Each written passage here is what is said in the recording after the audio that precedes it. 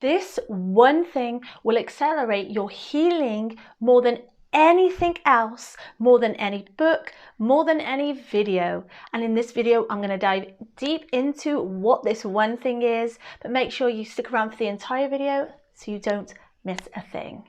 There are certain points in our healing journey that we hit like a standstill, or we come to some conclusion about ourselves or about the healing journey.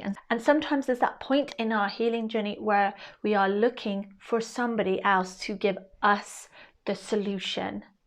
A lot of time people are in victimhood and waiting for their savior. They're waiting for somebody to come and finally heal them and fix them and take away all their problems.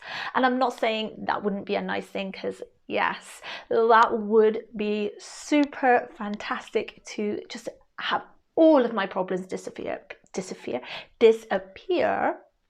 so then I wouldn't have to worry about it. But unfortunately, it doesn't work like that. And when we are on that healing journey, we tend to look outside of ourselves for that solution, for somebody to tell us what to do, or somebody to tell us how to heal. Or we finally think that book will give me the solution. We look to all of these external things that will tell you when you're healed or tell you what to do on your healing journey. And this is the biggest mistake that most people get wrong in their healing journey. And the only way to fast track your healing journey and accelerate that is actually stop looking outside of yourself. And you're thinking, well, what about a therapist? What about this? What about this healing modality? And yes, it's good to co-regulate with somebody, having someone there to witness and validate your emotions. They begin to mirror your neurons back to you. The mirror neurons in the brain, they mirror you. So then you're able to co-regulate together. That's a fantastic thing. But we are always seeking something more outside of ourselves, and we then are giving that thing our power in the healing journey. We think, well, they're the solution, they're the only ones who have the answer, but you have the answer within. And there's a combination of being open and vulnerable with people in your healing journey, whether that's close friends. It doesn't even have to be a therapist, somebody who you feel safe around. And with this combination of co-regulating with somebody and then doing your own self-healing, going within, this is the ultimate thing you could do right now to accelerate your healing journey, is actually going within and facing your shadow head on. And you might be thinking, what the heck is the shadow? The shadow is those dark parts of yourself that you have shoved away. Not necessarily dark, but those aspects of yourself that maybe society has told you that is not acceptable, and you push away.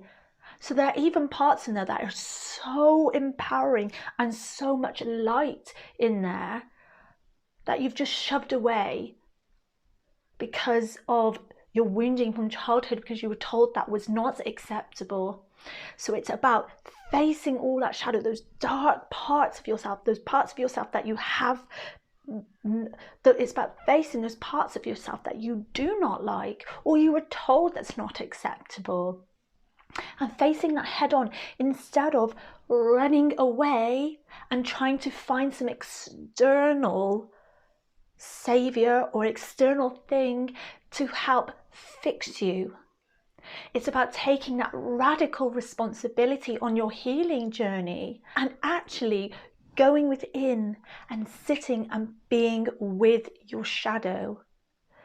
Because when you face your shadow, when you face all of that darkness, it has no more control over you. You begin to see your wounds, you can heal it, and you can integrate it all back in together. Because what the shadow is all the fragmented parts of ourselves. We fragmented ourselves because we experienced trauma, and the inner child resides in the shadow. Parts of the inner child reside in the shadow. So it means coming back into wholeness. And the way you do that is doing that inner work, going within and integrating it back in. And this means accepting those fragmented parts of yourself, accepting those shadow aspects of yourself that you have been pushing away, because this will accelerate your healing journey way more than any book, way more than any talk therapy, because you begin to see all your wounds, face them, and accept those parts of yourself that you may not have loved or you were told were not acceptable, when in fact some parts are acceptable. It's just society's view, and that's when you can begin to be your authentic self, have that voice, stand in your power, because you've integrated all of that back in. And you've seen that your inner child is just so desperately waiting for you in the shadow and waiting for you to come and shine some light onto them and love them again. And this has been the biggest thing I've learned on my spiritual community, because I remember when I first heard of shadow work and doing the inner work, I wasn't spiritually awake, but I was aware of spiritual concepts. I was kind of slowly, gradually working my up to becoming fully awake, if you want to call it that. And when I heard shadow work, like in Facebook groups and posts and stuff, I'm like, oh my god, that sounds really fucking scary. I literally thought it meant ghosts and ghoulies, like the shadow. Oh, and it's just not. It's just the parts of ourselves that we have like suppressed. And yes, sometimes there are not very nice parts of ourselves that we've shoved away because you're like, yeah, we don't want that. That could even just be a jealous part of yourself. That can be an angry part of yourself, because we don't like those parts of ourselves. And anyway, I remember just feeling like, oh, I don't want to do shadow work. That sounds so scary. What the heck is that? And it wasn't until like I woke up properly, I experienced a proper spiritual awakening, and then everything went into alignment. I completely knew what every single spiritual concept was, even if I didn't read about it or I just heard about it. I just knew what it meant. Like all of a sudden I knew what shadow work was. It's not actually a scary concept. It's not nothing to do with ghosts and ghoulies. So you can see how like people might perceive it as something like that because it's dark, it's the shadow, and it kind of gets this misconception that it is something that is to be fearful of. But in fact it's not. It can be painful and uncomfortable to go into your shadow, but it's so liberating, it's so freeing, because it has less control of you when you're integrated, and this will accelerate your healing journey more than anything else. Is actually facing your toxic behavior traits, because that's what the shadow is. It's your toxic behavior traits that have been playing out again and again because you are letting your wounded inner child control your life. They're the ones running the show. So this means we are constantly operating through our trauma lens. We are constantly seeing the world through trauma, and the ego wants you to do this because it is attached to all this wounding and this past emotional pain. The biggest thing you can do right now is just going within. And what I like to do at these times, so what I usually recommend to people is that a lot of mirror work, sitting in front of a mirror and being vulnerable and open to yourself, and do some deep journaling. And I'm not just going, oh, how was my day today? How did I feel? I mean, do journaling on what your biggest fears are, why you fear that, where's your wounding come from, getting down to the nitty gritty bit and actually facing it head on and journal about parts of yourself that you have been suppressing, your sexuality, your sensuality, and just letting it all out into the light, even if it's just that's with yourself, because then you can become more neutral with it. And the more work you do on yourself, the less power your shadow and your wounds have over you and is controlling you, because you feel more neutral about them, and you can just then talk openly to somebody. And this is the only way really to fast track your healing journey and to accelerate your growth and ultimately just change your life. Because the external way of healing is just going for that book, going for that course, going for this, going for that, when everything you need is within you. All your wounds are within you, all your traumas, all of your wisdom. You're like, you don't need a guru, you don't need a savior to come and save and heal you. Like, Jesus isn't coming, Jesus is not coming to save you. Like, forget that crap. Although it's a nice thought, no ET is going to come and land and save you. We have everything we need within us, and that's the ultimate truth.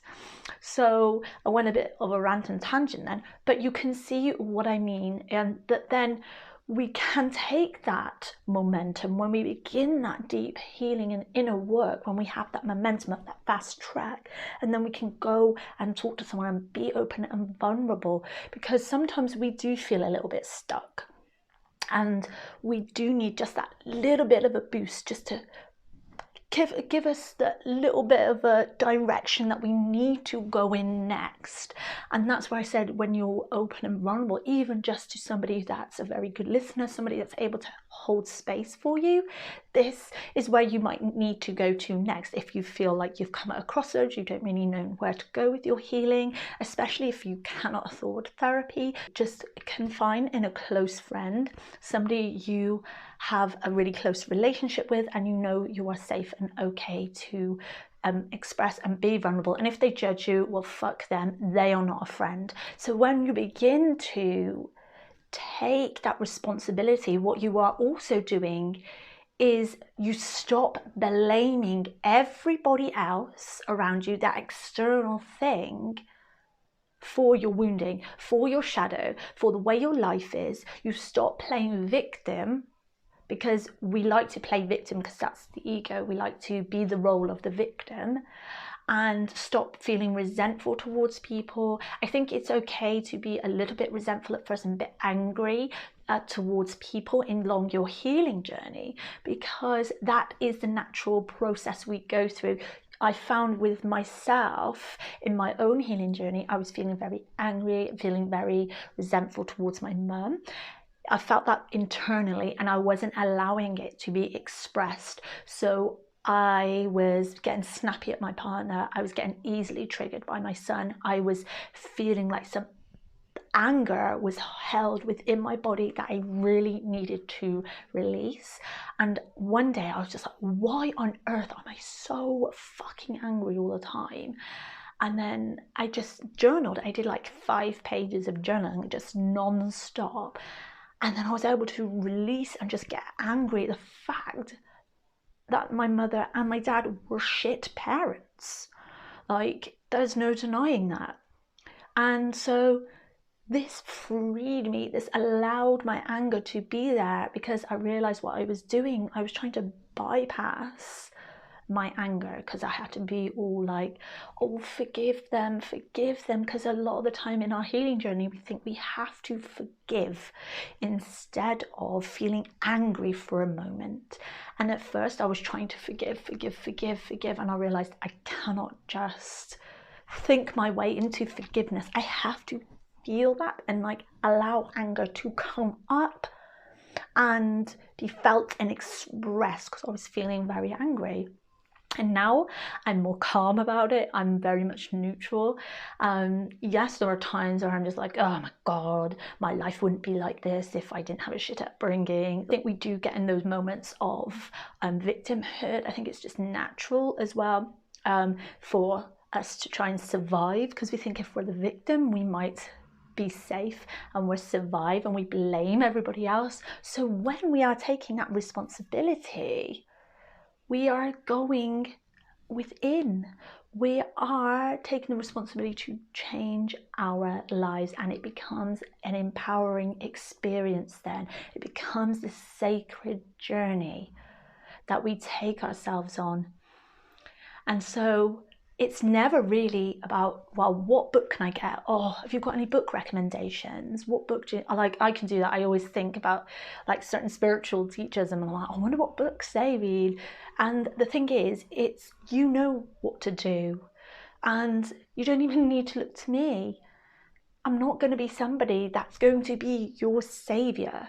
I'm not a savior. I cannot fix you. You have to come to that decision on your own and go on that journey on your own. So I hope this video has been helpful, and don't forget to do all those wonderful things like subscribe, hit the bell notification so you don't miss another video, and don't forget to check out this video next where I share about what the internal matrix is and your beliefs and your ego. So with that being said, I will see you in that video. Much love.